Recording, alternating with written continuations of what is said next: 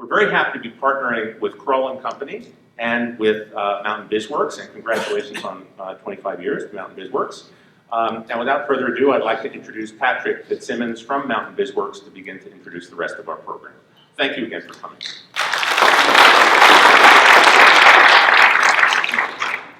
Well, good evening and welcome. We are very pleased tonight to be hosting this event with our partners at Krull and Company. But I get the privilege tonight of introducing to you Vincent Stanley. Vincent has been with Patagonia since its inception in 1973. He is Patagonia's chief storyteller. He has the job title of the Director of Philosophy, which I think is a pretty cool job title. Congratulations on that one, Vincent. He also is the author of The Responsible Company and is a visiting fellow at the Yale School of Management, in addition to being a published poet. Doesn't have much time on his hands. I'm going to turn it over to Vincent and to Peter to introduce our other guests as well. Thank you.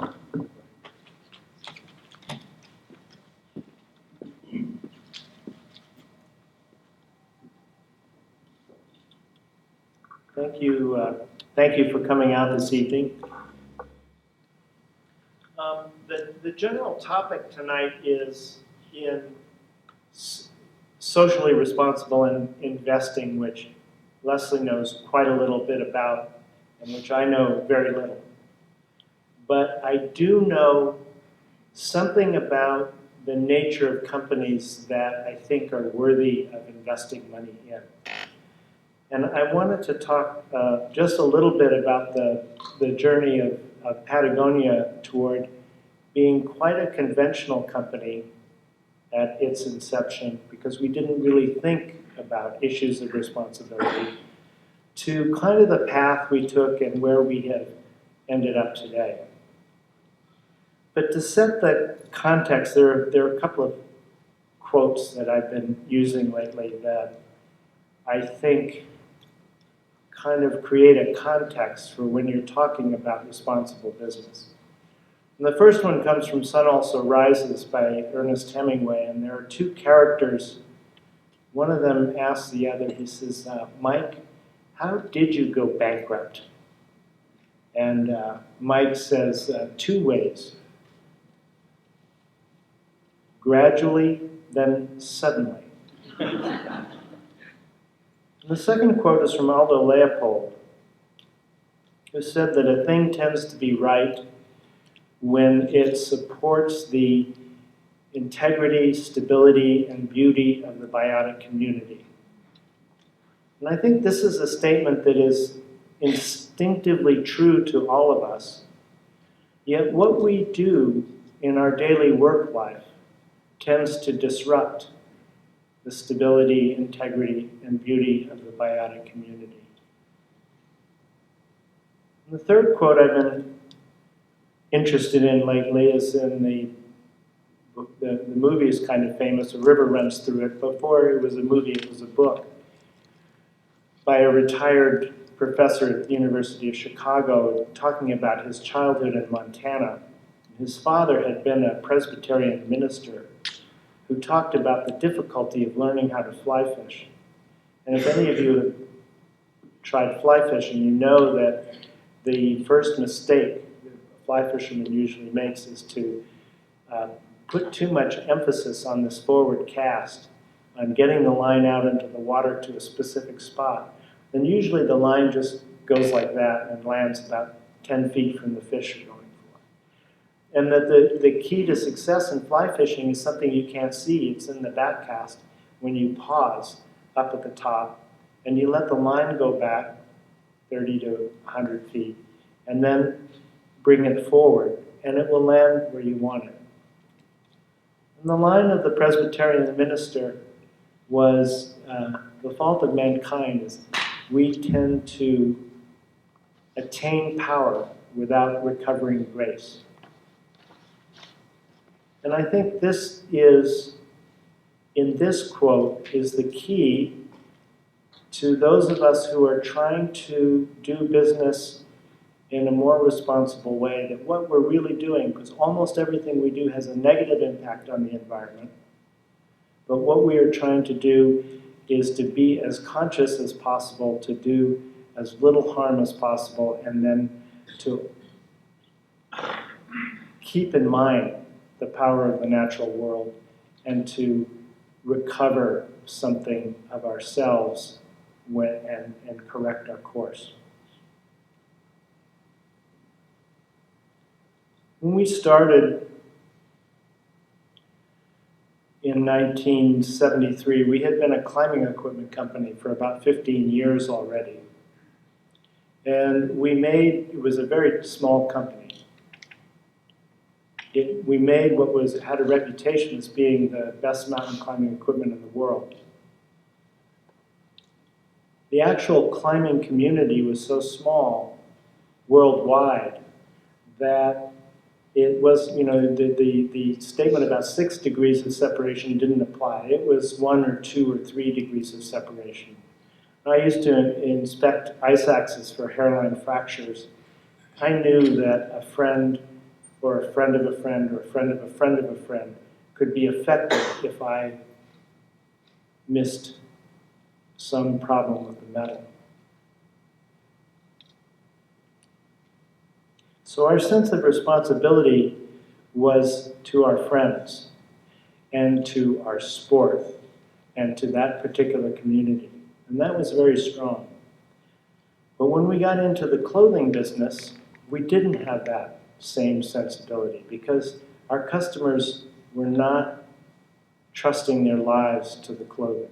They would if they were in very high altitude conditions, but for the most part, it wasn't a case of life and death to wear the clothes. And so for us, our initial sensibility was, this is our irresponsible company. This is the company we're going to build in order to provide a basis of profit for the climbing equipment company, and it will we'll build it up. It will be profitable. I think some of us had the illusion that we would be retiring at 40, buying a sailboat, and going off to Tahiti, the current fantasy of startups. It took us about 15 years to discover that there were serious environmental problems with clothing as well as with what we had been working with steel and aluminum. And in 1988, we opened up a store in Boston. It was our third store. We used state-of-the-art materials at the time. Low VOC paints, very tight ventilation. And that led to a problem. After about 3 days, our employees started calling up sick, stomach aches, headaches, called in an environmental engineer, asked him to tell us what the problem was. And he said, oh, it's formaldehyde, off-gassing from the cotton clothes in your basement. And that was the first indication that we had that what we thought of as kind of clean cotton could be a problem. We knew we were dealing a lot with polyester fibers that were oil-based, but this was an indication that what we thought was less environmentally harmful could be. We commissioned a study of the 4 major fibers we used: wool, polyester, nylon, and cotton, and we discovered that cotton was the worst. And it was the worst not because of the formaldehyde finishes, it was the worst because of the intensive use of chemicals in growing conventional cotton. This struck us as abstract until we actually went out into the fields. And in those days in California, still grew conventional cotton and there were still organic fields. And you'd pull up to a conventional field, and the first thing that struck you was the smell. It stank. It stank of the chemicals that were used to grow the cotton. There were no birds. There were no earthworms. There was no ground cover. And the plants, the soil that held the plants in place, it was just they were holding the plants in place mechanically. There was all of the life going into the plant came from the fertilizer, not from the soil. Then you'd go to an organic farm, and there were birds, there was crop cover. There were earthworms. The soil was alive and actually growing the plants. There's a difference when a problem becomes palpable, when you actually experience a situation that you're responsible for, that you hope you can do something about. It's very different from just a kind of abstract discussion about chemical versus organic cotton. This was real. We had mothers on the trip who would go look at the gin, where the cotton seed was separated out from the fiber, knowing that the oil from that cotton seed was going into food for their kids in the conventional farm.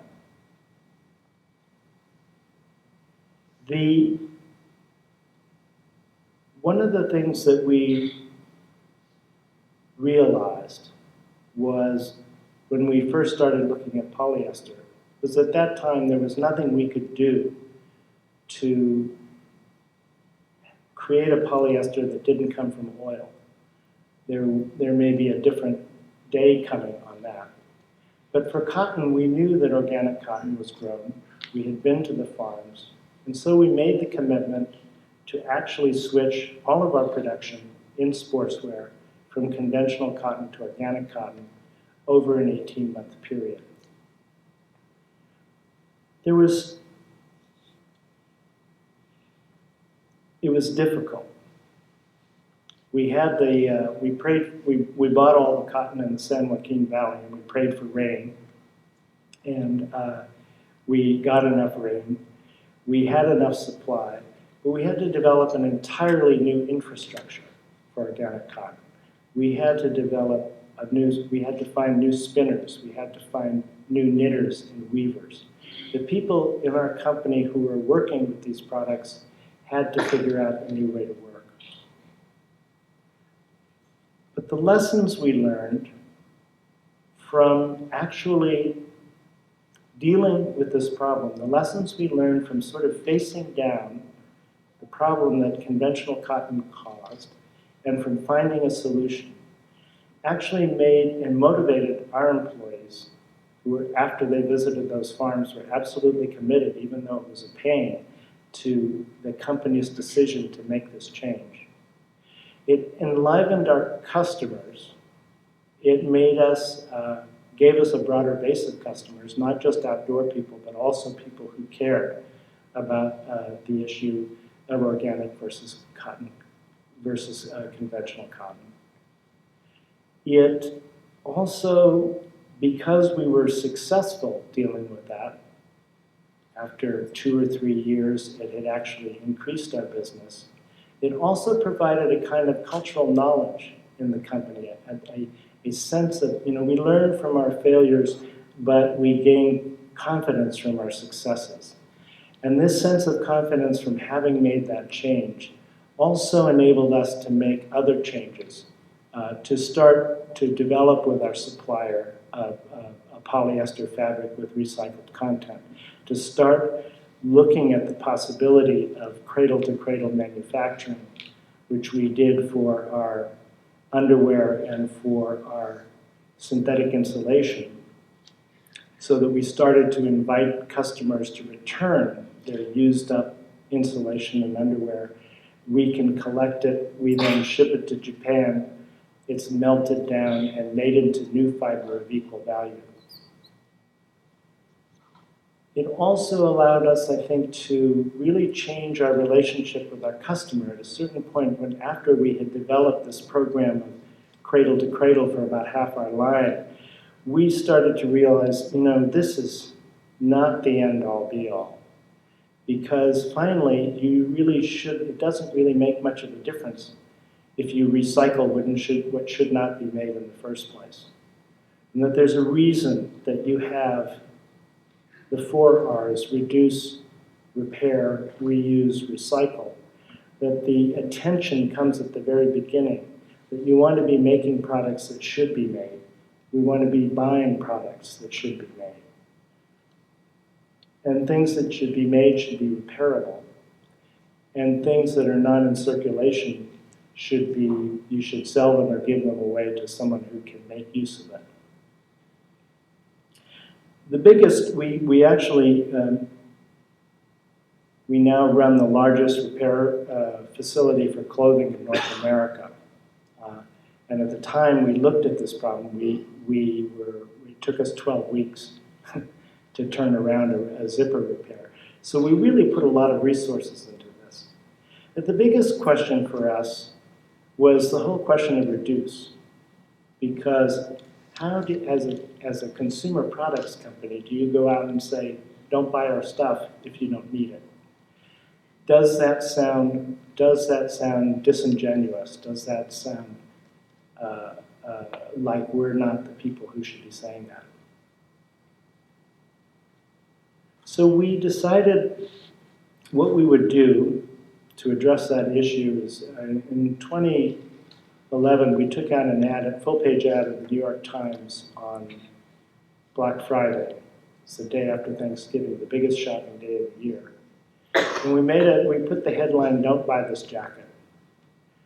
But the headline was an attention getter, but what we did in the copy was to illustrate one of our best products, one of our least environmentally harmful products, one that was 40% recycled polyester, one that can be recycled cradle to cradle, one that lasts for 10 to 15 years in the first place, so it's incredibly durable. But what we did, we pointed out that even though this is one of the least harmful products we make environmentally, it still, in its manufacture, uses enough water to meet the needs of the village for a single day, generates 23 times its weight in greenhouse gases, generates 2/3 its weight in scrap waste. What we were pointing out is that everything we do, nothing we do in the manufacturing process as a species is yet capable of being truly sustainable. We are taking back more from the earth than we can replace. And so that every choice we make should be towards minimizing the kind of environmental harm and eventually toward the kind of engaging in the kinds of activities that actually regenerate the health of the natural world, of the natural systems that underpin our human society. Have a sustainable business without paying attention to the health of the numbers. And the second is to employees who make any business possible and to their well-being. And the third is to customers who are the people that keeping your business alive.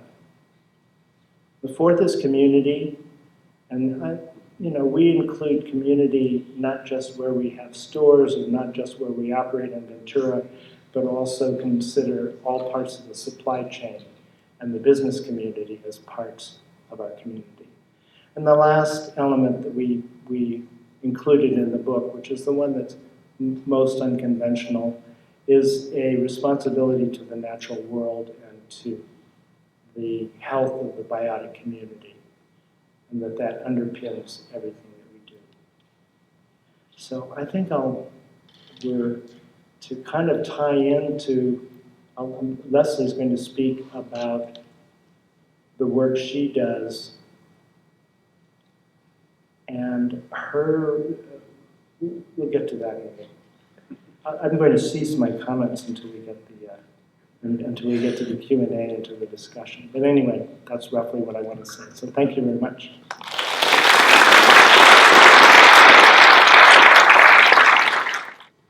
What I can say about Leslie and Green Century is that they get it. Responsible investing is not just a marketing and sales tactic for them. The firm's people care about making a difference.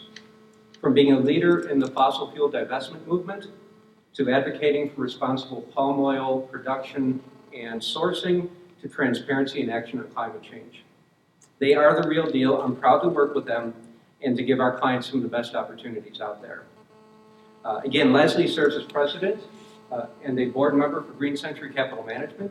She has also served as chief of staff at Corporate Accountability International and the executive director at Green Corps. She has a BA in economics from Boston College and currently serves on the advisory board of the Business Ethics Network and the Intentional Endowments Network. Please welcome my friend Leslie Samuel.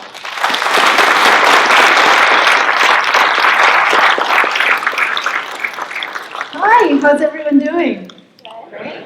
Excellent. I'm excited to be here in Asheville, and you can hear me, right? Okay, good. Thank you for that very nice introduction. And I am going to talk about fossil fuel divestment or fossil fuel-free investing, depending on the words it used. I know, right on. Before I do that, I'm going to, first of all, who's heard about fossil fuel divestment before? Okay, I'm in Asheville, right, after all. Before I do that, I'm just going to tell you a few things about Green Century. And then I'm going to get into the moral, political, and financial reasons that I think you should consider fossil fuel-free investing, give you some tips on how to do that, and then we'll probably have to leave the rest for Q&A. So Green Century was founded just after Earth Day 1990. We're an investment advisory firm, which means that for us that we run 2 mutual funds that are environmentally and socially investing in responsible companies. We also do a lot of shareholder advocacy, which we'll talk about a little bit. This kind of goes in and out, but I'm just going to go with it. Which means that we push the companies that we invest in to be even better. So with their supply chain or with their environmental policies and practices. And then the unique thing about Green Century is that we were founded and are owned by environmental groups. And we're the only mutual fund in the country that is like that. We're owned by a network of environmental groups called the Public Interest Research Groups. Okay, so let's dive into divestment. So again, there's 3 main reasons that I think people are doing that and doing that in really record numbers. The first is probably the most natural is just a moral alignment.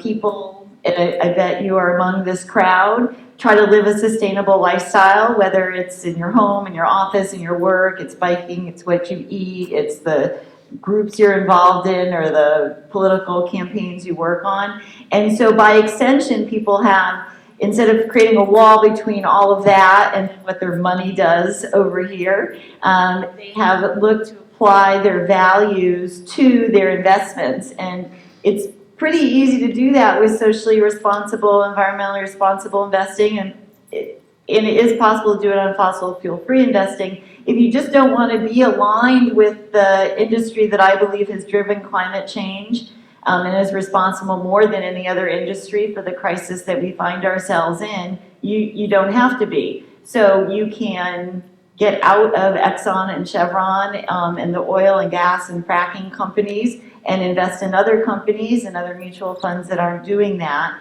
And that has driven a lot of individuals. I think it's fueled a lot of the campus, just starting at the moral point of view. And the fastest moving group that we've seen are actually churches, both institutions of churches and the individuals in those faith centers that just feel really strongly that this is what they want to do. The second is the political ramifications of divestment. People have heard of 350.org or Bill McKibben? Yes, excellent. So there are lots of smart policies and ideas on how to solve climate change. And they have been around for a fairly long time. It's not that we don't know what to do to stop carbon emissions at the local or state or national or even international level.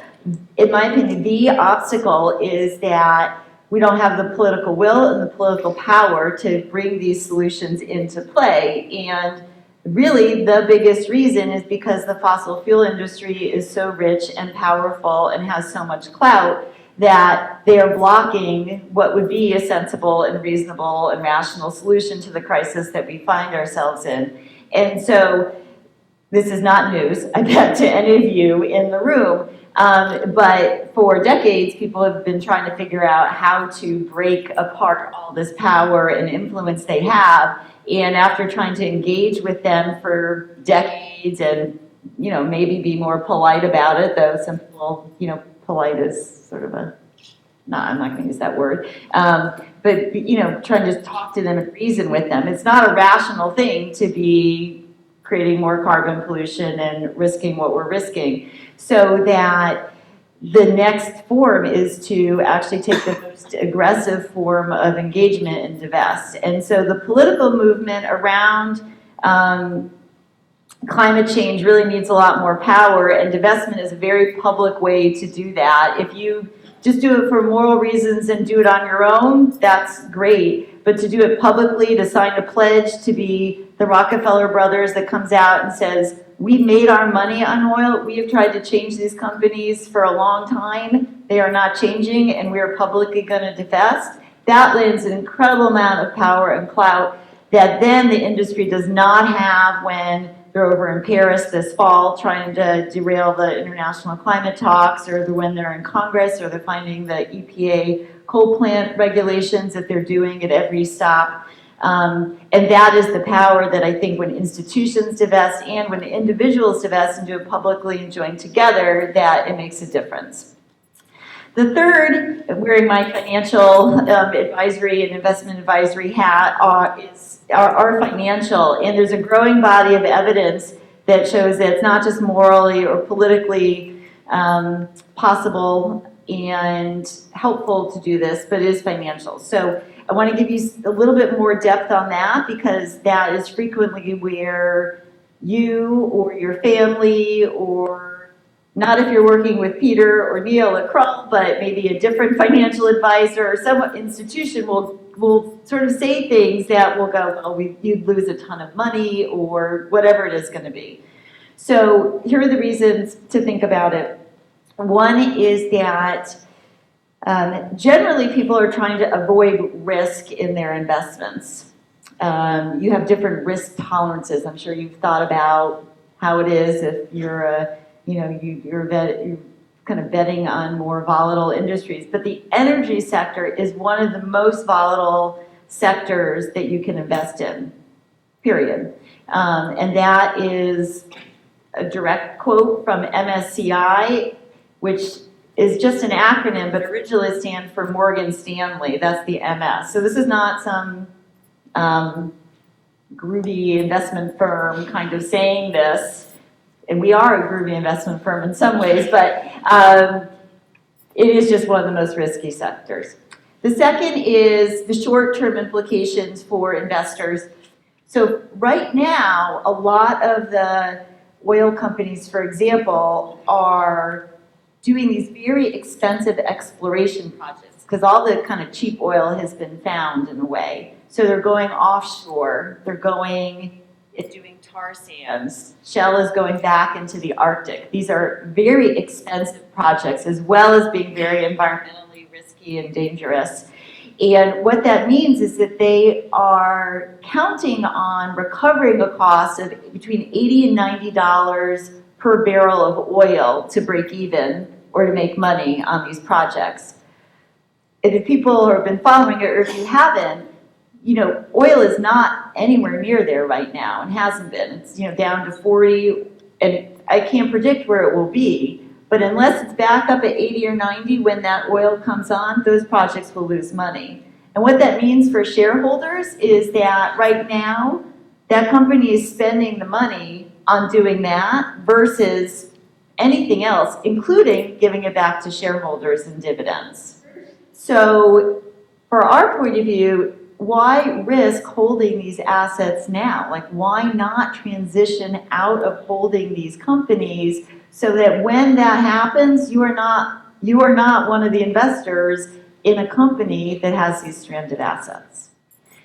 So those are the three main reasons. There's lots of research too that shows that if you take fossil fuels out of your portfolio, that there's basically no negligible impact.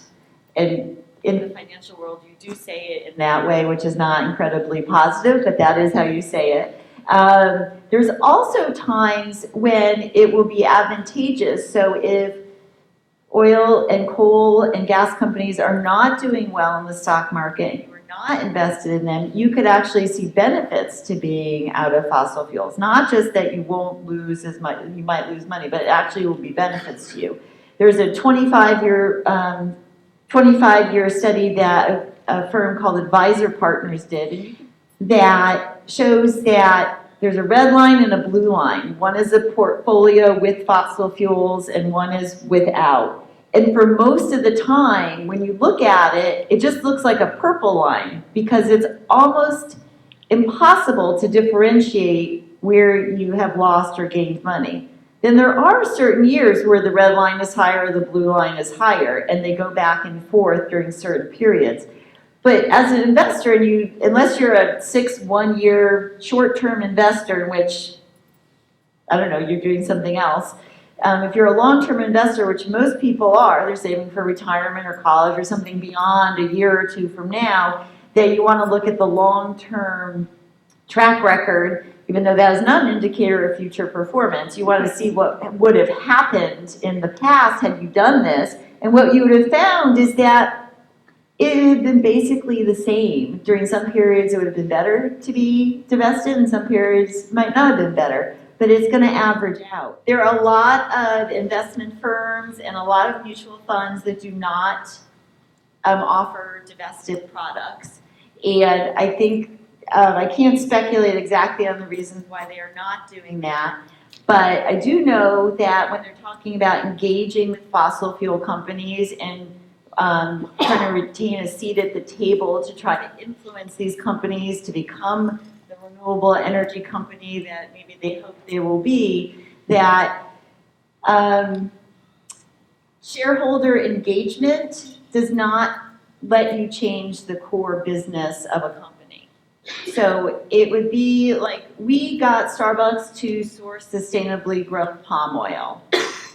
That's a supply chain issue. You can do that. And shareholder advocacy can do that. No shareholder advocate, no matter how talented or motivated they may be, is going to get Starbucks to stop their core business of selling coffee. And that is the analogy to fossil fuel companies. Yeah, you could get them to maybe make their trucks more efficient or maybe cap the fracking wells that they have so there's less methane going into the air. You're not going to get them to stop fracking. It is made out to be a lot harder than it is. And there are solutions available to you as an individual investor, as someone working with a financial advisor, that are available to you to do it. There's not as many, but they are available to you. And the main point from the political point of divesting is to stop investing in new fossil fuels. Stop investing more money now and phase out of it over 5 years. That is the actual divestment campaign ask, and it's actually asking you only to get out of the top 200 companies. It's not even the whole industry. It is possible. There's lots of resources for you. We have a whole guide on how to do it if you're doing it individually. There are very talented advisors that can help you do it. If you have need and want a little bit of assistance on it, they can put you into investments that you're going to feel really good about. They're going to be cool, sustainable companies. Patagonia is not a publicly traded company, but it'd be kind of like if Patagonia was a publicly traded company, that their core business is a good one, and they have great policies, and they have solid returns as well. But I want you to know that there are lots of options to move forward, and that if you haven't done it, you are most likely invested in fossil fuels. Because almost virtually every mutual fund is invested in fossil fuels, whether you've ever looked at the underlying holdings or not. And I'm not saying that to make you feel bad or guilty. I'm just saying that's the fact. But right now is the time to look at what you can do and to move forward. And I'm really glad you came here to listen to both of us about how you can do something that's bold in one way, but in another way, as I was thinking about it, it's just smart and impactful and forward thinking. And so whether you want to call that bold or just a good move, whatever one kind of works for you, I encourage you to do that. Thank you. And like Leslie said, it really is not a difficult process to divest from fossil fuels, but you have to find somebody who's going to help you out probably. And the opportunities are out there. They have a great guide on their website. So again, going to greencentury.com makes a lot of sense. Go to our website as well, which is investoryourvalues.com. And I think everybody knows that Patagonia.com is somewhere where you can buy really cool stuff, only if you need it. All right, well, we'll start out with just a question for Vincent here. You know, Patagonia advocates for and has made, obviously, a lot of bold moves over the years. What are some of the bold moves that you see happening in the future? And if you wouldn't mind, give us a bold challenge to us here tonight in Asheville. Well, the bold challenge would, of course, be to divest from fossil fuels. I'll pay you for that. One of the things that we've done recently is to get involved in the food industry. In a very small way, we have a company called Patagonia Provisions that currently we sell wild salmon. It's caught carefully in retort packages. We're selling fruit bars. We're selling sampa soup it's an ancient grain. And we're just started to sell bison jerky from a project at ranch lands that are attempting to restore the prairie in South Dakota. And one of the things we see here is if we have a revolution in agriculture, if you start to grow grains with deeper roots, if you continue the movement for organic vegetables, if you continue to move away from industrial animal farming practices, then you have a potential to sequester carbon in agricultural land that can make a big difference for climate change and also make a huge difference in terms of the health of the natural community. So that's one thing that we're looking at now. It's way beyond our capacity, so that's kind of exciting. And it engages us with new people.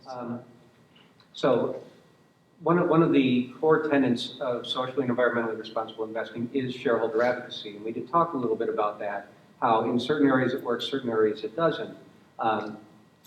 Leslie, you talked about palm oil briefly.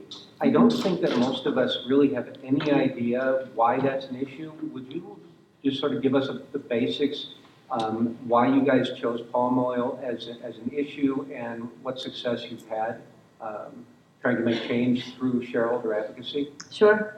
Have people heard of palm oil before? Yes. Not that many hands would have gone up 5 or 6 years ago. Okay, maybe in Asheville people would have known, but not that much in other places. It's the most widely used vegetable oil in the world. Soap, shampoos, crackers, cereal.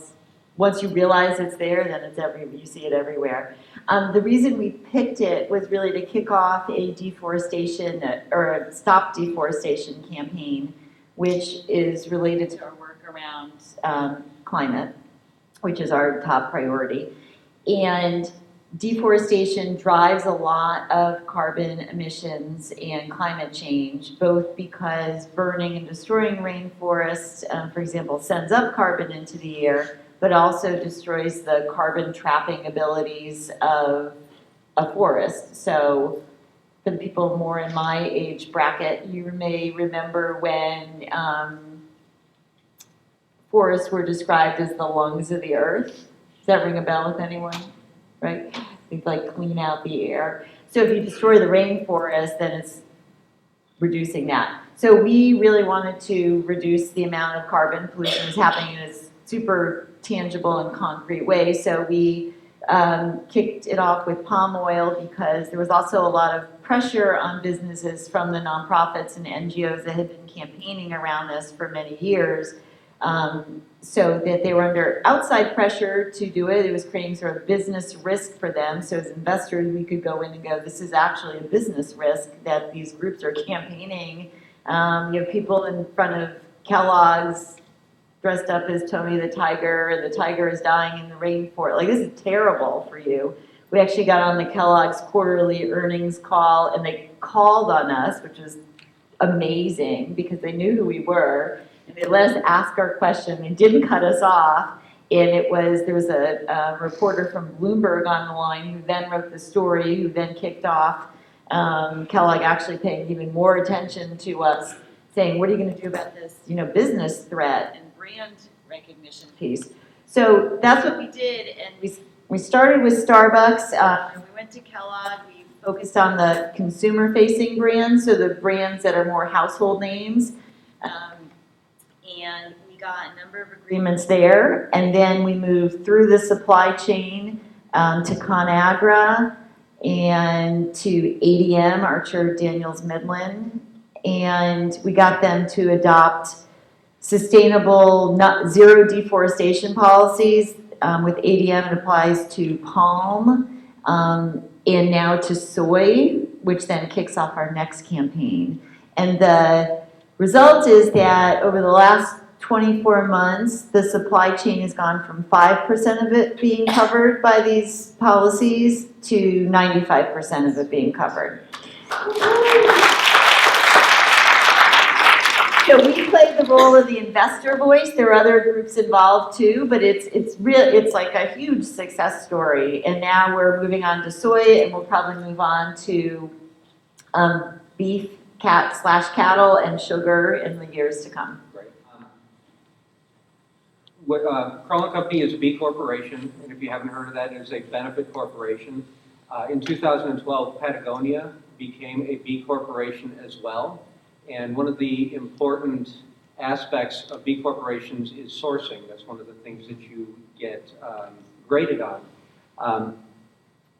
Let's talk a little bit about B corporations. Why did Patagonia decide to go through the process, which is a very, very rigorous process, and what kind of positives have you seen from being a B corporation? We were very interested when we started to see the B Corp movement develop. And we looked at it and we thought for a long time, we said, why should we become a B Corp? Because we've already helped start 1% for the planet. We're giving 1% of sales to environmental causes. We had helped start Fair Labor Association, which vets the labor practices in the garment factories. We formed an association with the Swiss group on analyzing the chemicals in our fabrics, and we helped start the Sustainable Apparel Coalition, which is an organization now of over 100 companies that make more than a third of all the footwear and apparel sold, and looking at minimizing energy use, greenhouse gases in thousands of factories. So we're stretched a little thin, and we're on all these fronts, and all of a sudden we look at the B Corp movement. But what caught our attention eventually are two things. One is we are a privately held company, and we have aging owners who are going to leave the company to their children.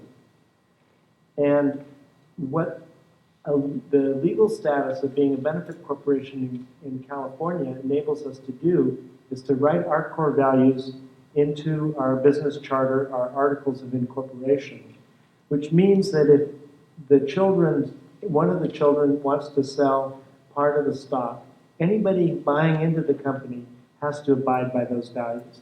So we've essentially set up a poison pill for investors who don't share those values.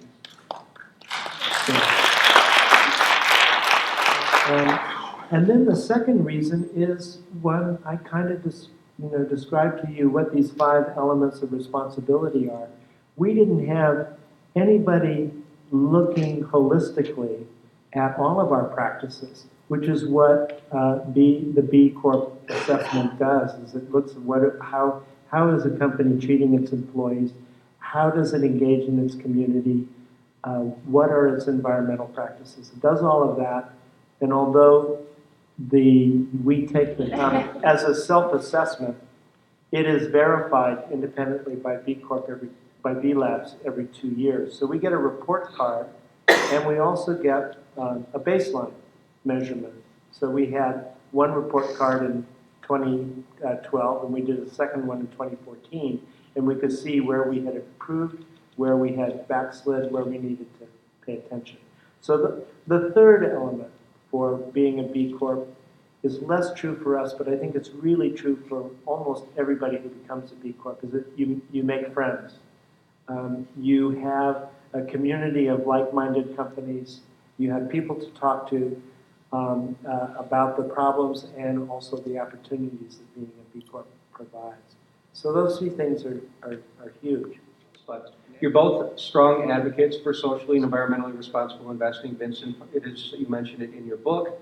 I'll start with Leslie here, though. What drew you to the industry, and what do you like about working within the socially responsible investing industry? Well, I'm on, right?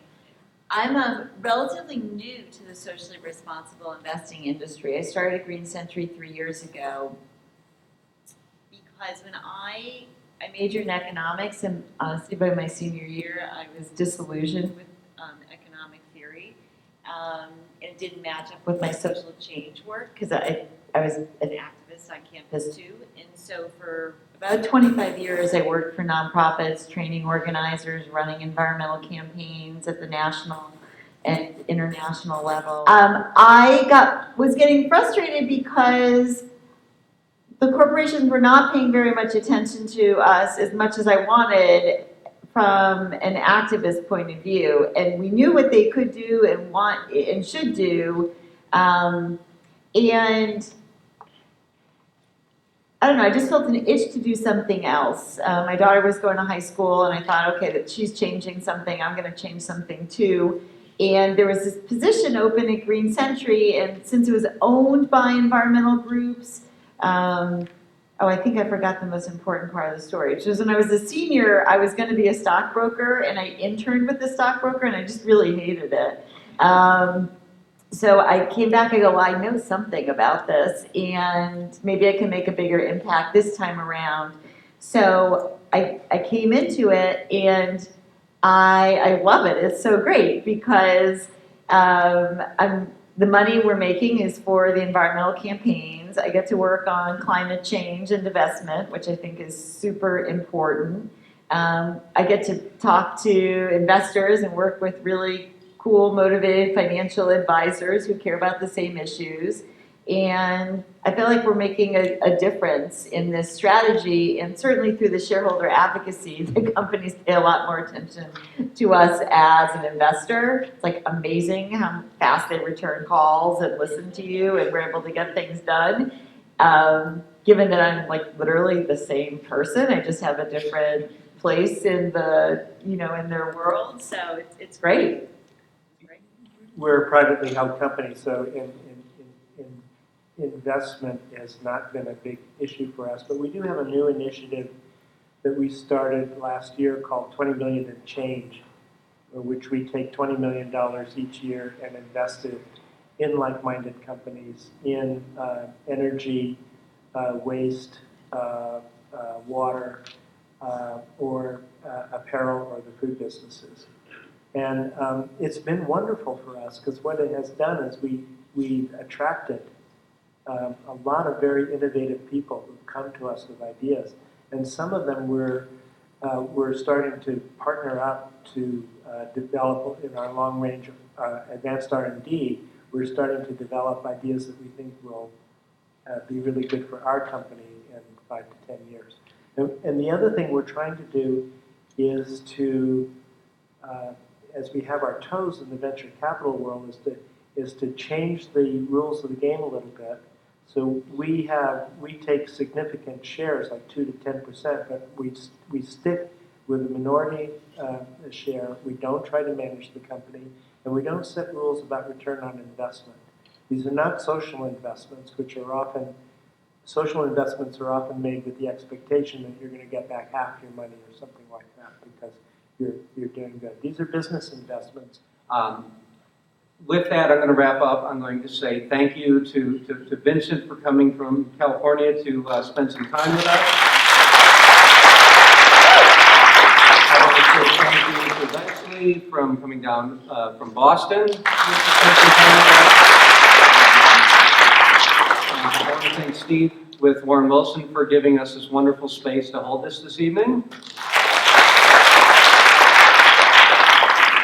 Patrick Fitzsimmons, Matt Raker with Mountain BizWorks, who have been a great partner on this as well. And finally, and we can applaud them as well. And finally, my team at Krull and Company, which is Neil Yelverton over here, Terry Keene in the back, and Lisa Sluter as well. So this is this has been a wonderful team effort. Make sure that you are a Patagonia investor by buying the products. Make sure you visit greencentury.com. Make sure you continue to support Warren Wilson as an amazing part of our community. We are at investwithyourvalues.com. Thank you again for coming out this evening.